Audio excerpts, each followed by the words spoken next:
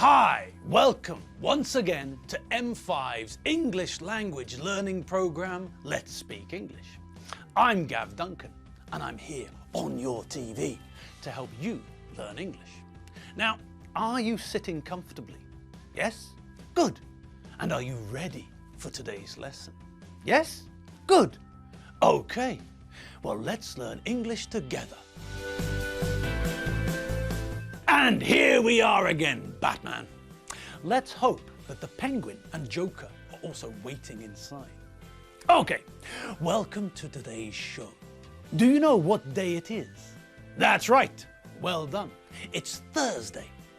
Okay, so now that we've checked that you know the date, we can get started with the lesson. Okay, so this week is all about what? That's right, Batman.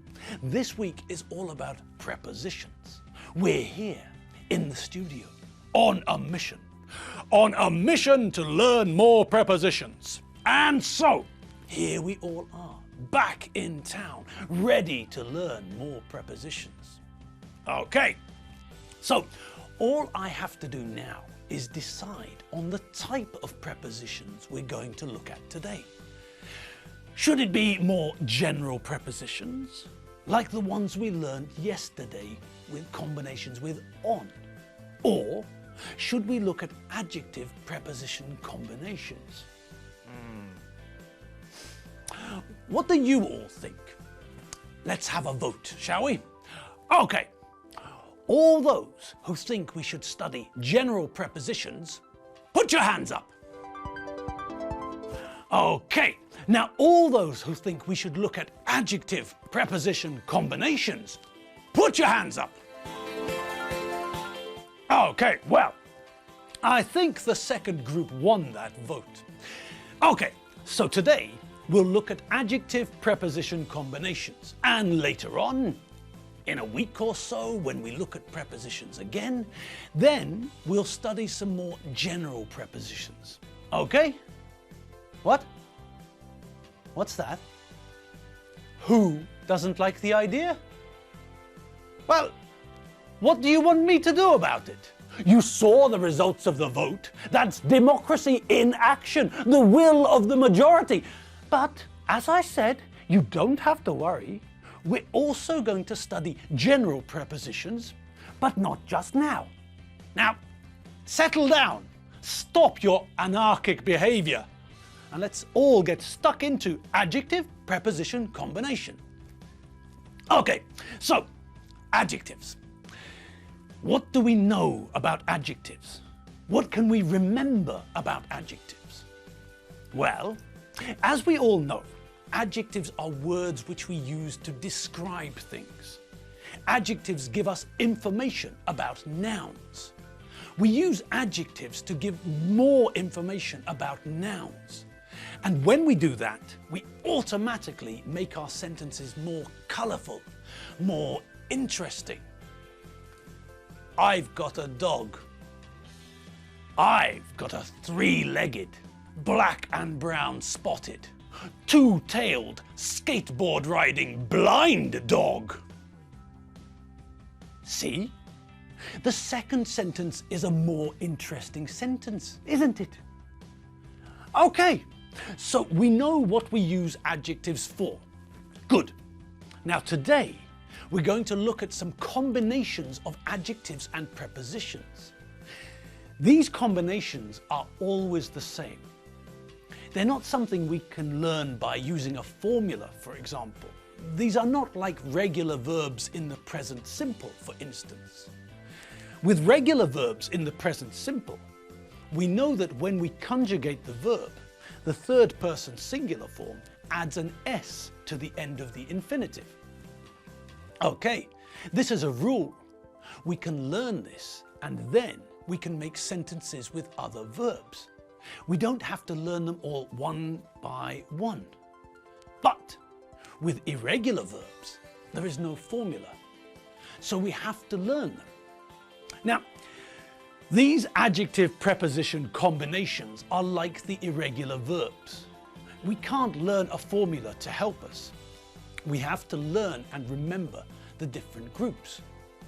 But that's not a problem, is it? By jingo, no! Of course! It's not a problem. We're gods of English. We're members of the blue team. We are the chickens of the forest. We are not going to be stopped by a few irregular parts of the English language, are we? No, of course not. Okay, so let's get started. Let's have a look at these combos. Now, the first adjective we're going to look at is the adjective afraid. Now, do we all know what this adjective means? Well, if someone is afraid, it means that they're frightened. It means that they're scared.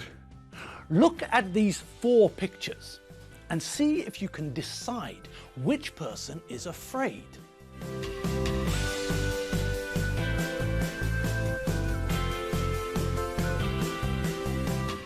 Okay, so what do you think? Which picture is afraid? That's right, A is afraid. A shows a man who is frightened, a man who is scared. Now, the other photos show different emotions. B, for example, shows someone who is happy. C shows someone who is thoughtful. And D shows someone who is angry. Okay, but for the moment, we're concentrating on A, the person who is afraid. Now, we can say that someone is afraid and leave the sentence like that, with some information missing. Or we can give more information and we can also identify the source of the person's fear. Now, this is more normal. Just as we saw with comparisons, our brains are programmed to want to hear whole ideas. If someone says that someone is afraid, that's only part of the information. Our brains are programmed to want to know what the source of this person's fear is. Our brain wants to know 100% of the information. So it's a far more normal sentence to deliver a full sentence, not just to say that someone's afraid, but to also tell people what the cause of the fear is, what the source of the person's fear is. Now, this is where the preposition comes in.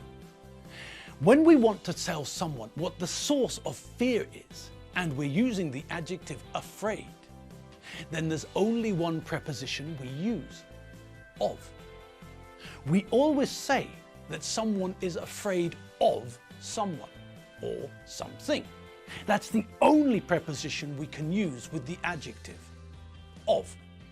It's not important if we're using it in a positive sentence. Patrick Starfish is afraid of snakes. Or if we're using it in a negative sentence. These birds aren't afraid of this snake. Or if we're asking a question. Are you afraid of snakes? The important thing is that every time we talk about someone or something being afraid, we say that they or it are afraid of something. That's the rule. Afraid always uses the preposition of. That's it. That's the rule. Okay, but it isn't just afraid that uses a particular preposition, a specific preposition. Let's have a look at some other adjectives and the prepositions we use with them.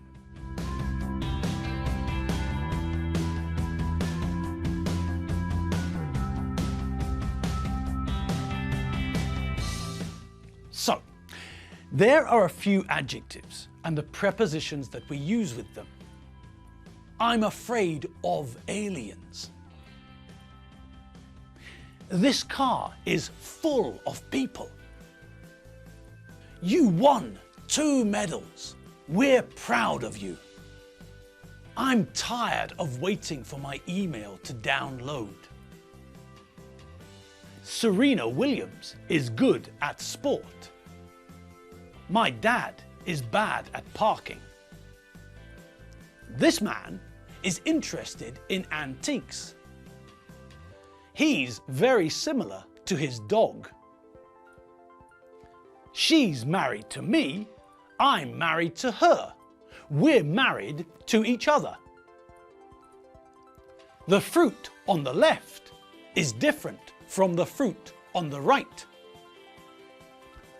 Okay, so we know that we use those adjectives with those prepositions. So, let's practice. Pick the correct preposition to complete the following sentences. Number 1, she's married a nuclear physicist.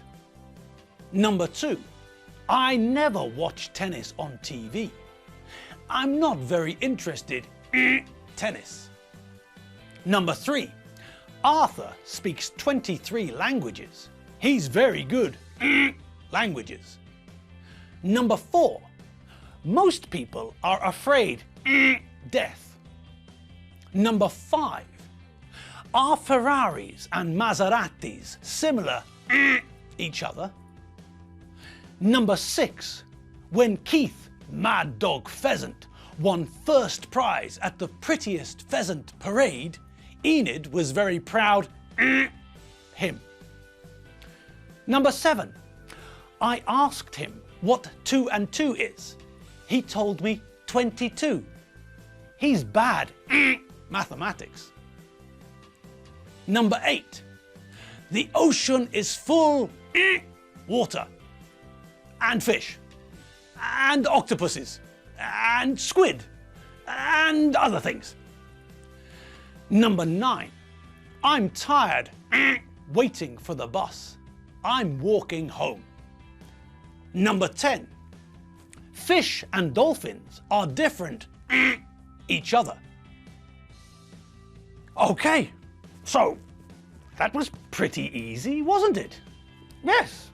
Okay, let's check your answers. Okay, number 1, married. 2, she's married to a nuclear physicist. Number 2, interested in. I never watch tennis on TV. I'm not interested in tennis. Number 3, good at. Arthur speaks 23 languages. He's very good at languages. Number 4, afraid of. Most people are afraid of death. 5, similar, similar to.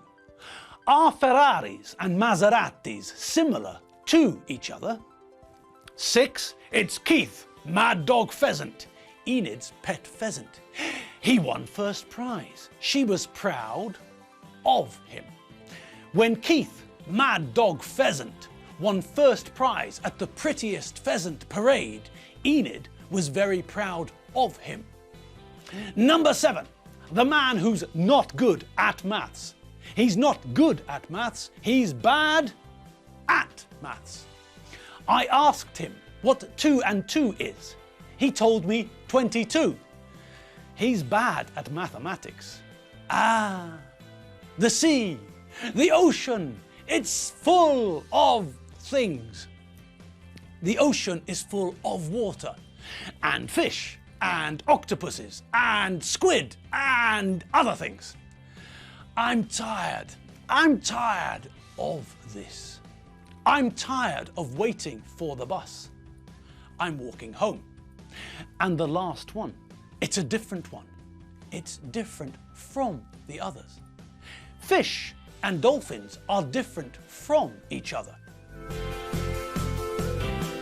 And as that was the last one, we're going to finish the lesson there. I hope you all had fun. I hope that you're all still interested in learning more about prepositions. And I hope that you all know that you're all good at English and you're getting better. Remember, we're allowed to be afraid of dogs, aliens, and death, but we're not allowed to be afraid of English. We can be interested in English, but we can't be afraid of English. Okay, thanks for watching.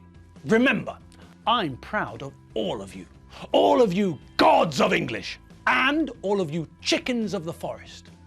And remember as well, If you need more English, www.m5tv.hu. Have fun. See you later. Bye.